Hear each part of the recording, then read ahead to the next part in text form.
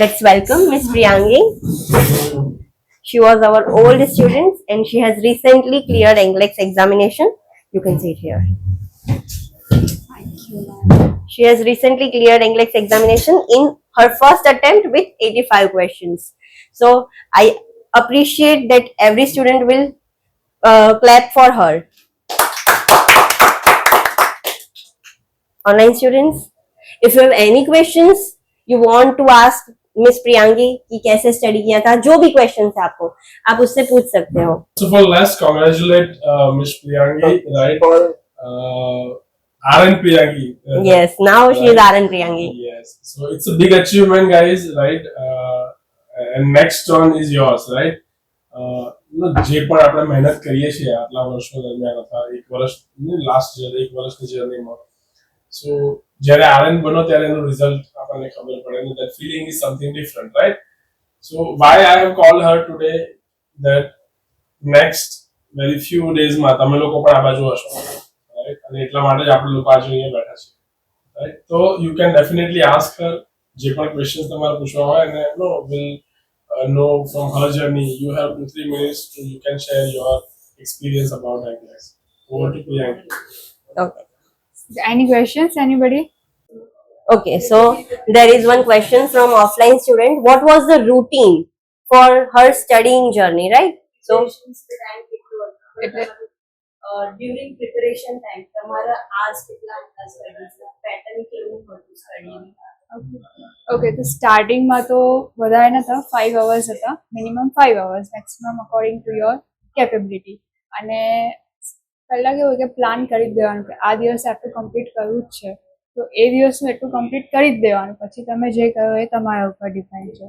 તો પહેલાંથી તો પહેલાં શેડ્યુલ બનાવી દેવાનું, આટલા ચેપ્ટર્સ છે, આટલા ક્વેશ્ચન્સ છે, તો ડેલીના અરાઉન્ડ 100 ક્વેશ્ચન સોલ્વ કરી શકો. સ્ટાર્ટિંગમાં 50થી સ્ટાર્ટ કરવાનું, ધીરે ધીરે વધારતું જવાનું.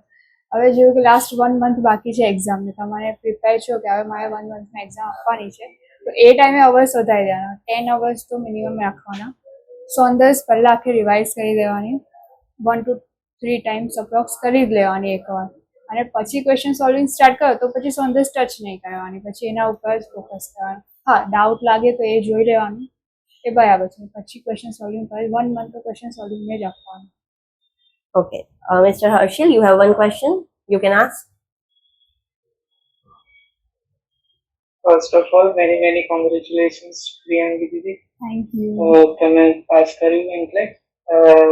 મારો ક્વેશ્ચન એ હતો તમને કે એક્ઝામ નજીક આવે છે તો આપણી જોડે ટાઈમ ઓછો છે અને સોન્ડર્સ પણ ક્લિયર કરવાની છે, ઇવોલ્ટ પણ કમ્પ્લીટ કરવાનું છે, તો એનું મેનેજમેન્ટ કેવી રીતે કરવું? વધારે ક્વેશ્ચન પર ફોકસ કરવો કે પછી બુક વાઇઝ વધારે છે? વધારે ક્વેશ્ચન સોલ્વિંગ પર ફોકસ કરો. એકવાર કન્સેપ્ટ ક્લિયર થઈ ગયા તો પ્રોબ્લેમ છે જ નહીં, રાઈટ? તમારે કન્સેપ્ટ ક્લિયર હશે તો પછી તમારે ક્વેશ્ચન સોલ્વિંગ કેવી રીતે કરવાનું છે એ સૌથી મેઇન વસ્તુ. તો વધારે તો ક્વેશ્ચન સોલ્વિંગ પર જ ફોકસ કરવાનું. લાસ્ટ 1 month હોય તો ક્વેશ્ચન સોલ્વિંગ પર.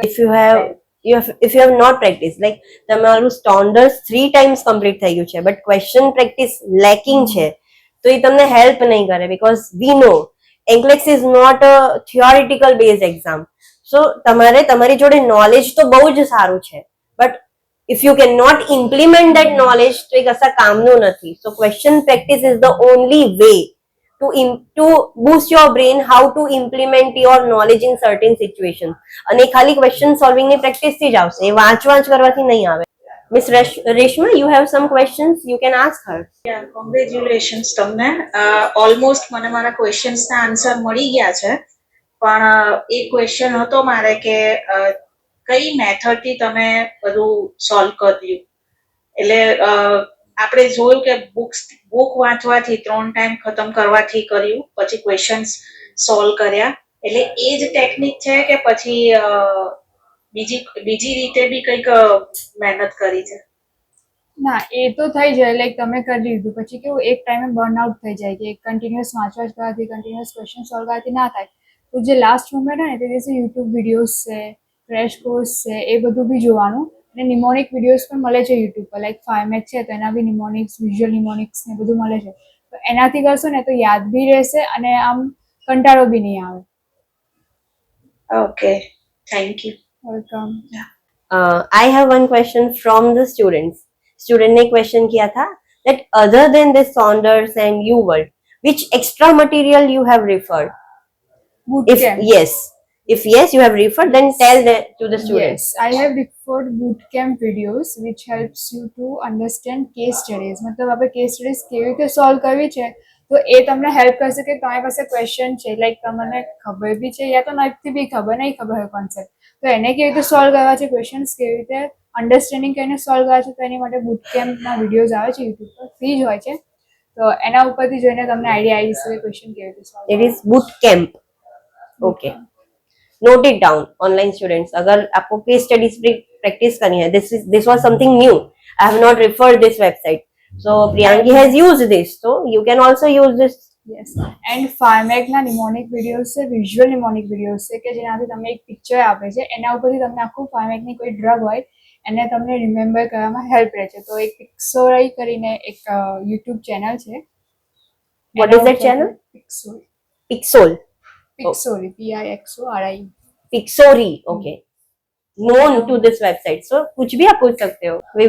We are just ending our meeting. Thank you.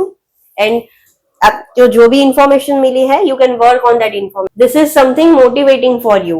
आपको कैसे स्टडी करना है, how to manage your time, how much time you have to give to your preparations. तो इससे आपको आइडिया आ जाएगा.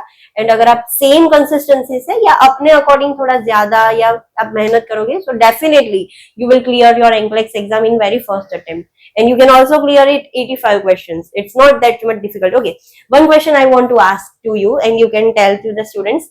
Was it difficult NCLEX examination? not जैसा आपने before giving examination, you have one mindset that it is so difficult exam and all that. So was it true?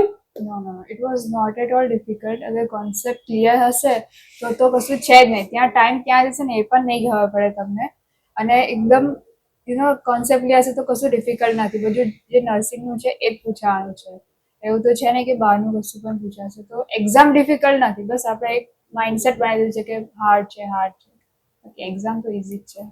It's not that much difficult. अगर आपकी concept clear है, you know how to apply that knowledge, so कहीं से भी क्यों ना question आ जाए, you know in this situation how to deal. So आपको पता है कि ऐसी situation है patient के साथ तो कैसे करना है, so it's easy. It's not that much difficult. So with the help of proper work, मतलब hard work and smart work दोनों करने से आप easily clear कर पाओगे NCLEX.